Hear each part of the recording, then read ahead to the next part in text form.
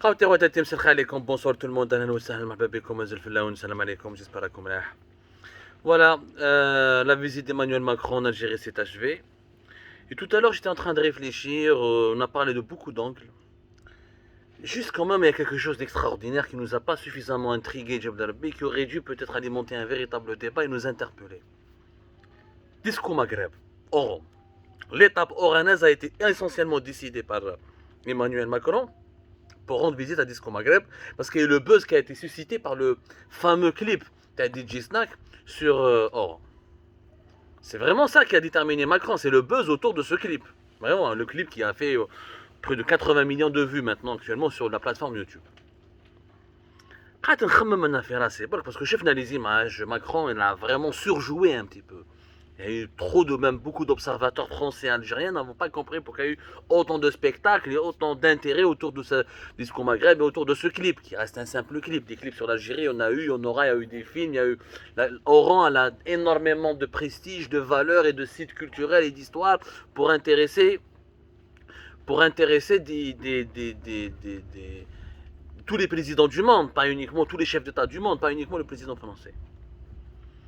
Mais c'est ce clip-là de DJ Snack, c'est ce buzz-là qui a été suscité depuis 2 mois. C'est le buzz et les sensations qui ont été créées, le buzz sensationnel qui a été créé par ce clip autour de Disco Maghreb, qui a convaincu Emmanuel Macron de demander aux autorités algériennes de séjourner à Oran et d'aller voir Disco Maghreb. Et d'ailleurs, les autorités algériennes ont établi un dispositif de sécurité très strict autour de Disco Maghreb pour empêcher tout contact très approfondi entre le président français et la foule oranaise. Ce qui a quand même échappé à notre intention. Comment un clip peut plus toucher un président étranger que tout ce qu'a entrepris le pays déjà pour se faire connaître à l'étranger. C'est quand même extraordinaire que ce clip, que ce DJ Snack a plus touché Emmanuel Macron que tout ce que nous avons comme patrimoine culturel et historique et symbolique à Oran. Finalement, DJ Snack Djebderbi, il faut le nommer ambassadeur d'Algérie, ou la ministre du gouvernement, parce qu'il a réussi à nous offrir du soft power. Il a réussi à exporter une bonne image de l'Algérie à l'étranger jusqu'au point d'émouvoir, ou là, de sensibiliser, ou là, de susciter l'intérêt d'un président français qui est en quête de popularité, qui cherche à s'afficher dans un endroit où il a s'emparer d'un événement qui suscite le buzz pour remonter un peu sa cote de popularité. Oui, il fallait qu'un DJ qui habite à l'étranger, qui est d'origine algérienne certes, mais qui a vu toute sa carrière en France, qui vit en France, qui vit à Miami, entre Miami et la France, et qui travaille à l'étranger, il a fallu que ce DJ fasse un clip exceptionnel pour que Emmanuel Macron s'intéresse à Oran et à une partie de la jeunesse algérienne, à Hasni, au patrimoine du rail, à tout ce que véhicule cette culture du rail et cet univers musical enchanteur et très particulier de la culture populaire algérienne.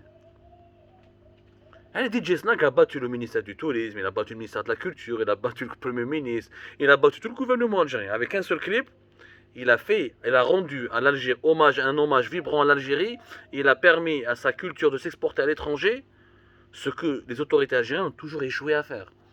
Nous n'avons jamais su comment faire du soft power. Soft power, dans la théorie des sciences politiques, c'est l'ensemble des valeurs culturelles, spirituelles ou sportives. C'est un vecteur d'influence. Tout ce qui permet d'attirer l'influence des étrangers, ou là d'améliorer l'image d'un pays à l'étranger, ou là ce qui permet l'outil d'influence qui permet à un pays de séduire les partenaires étrangers ou les ressortissants étrangers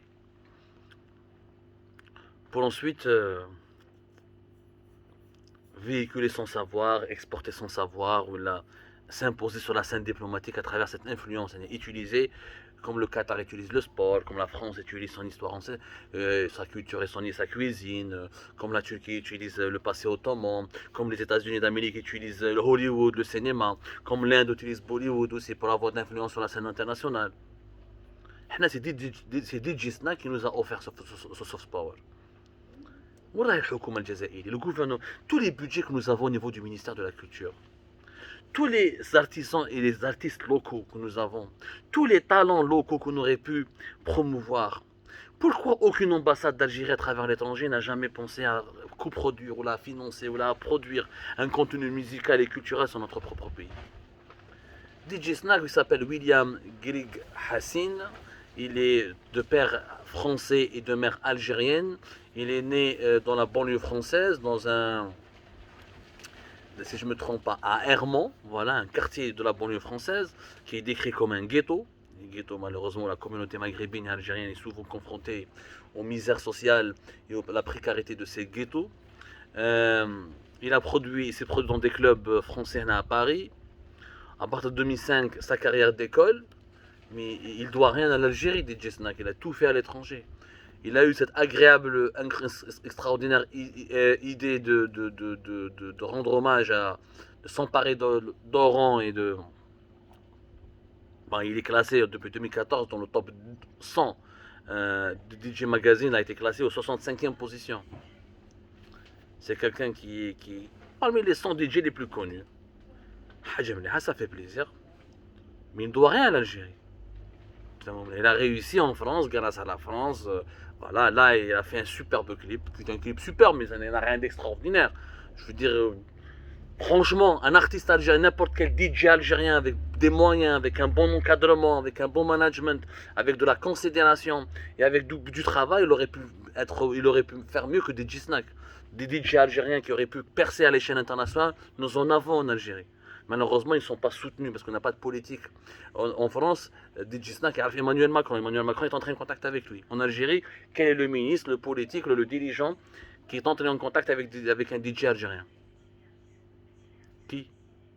شكون ما نعرف حتى واحد انا اعطوني كيش un dirigeant politique a parlé avec un artiste avec ما على باليش انايا avec un dirigeant ما على باليش انا عطونا et pourtant Cheb Khaled fait partie aussi des symboles de la culture algérienne. Cheb Mami, Hasni, Zawani, etc.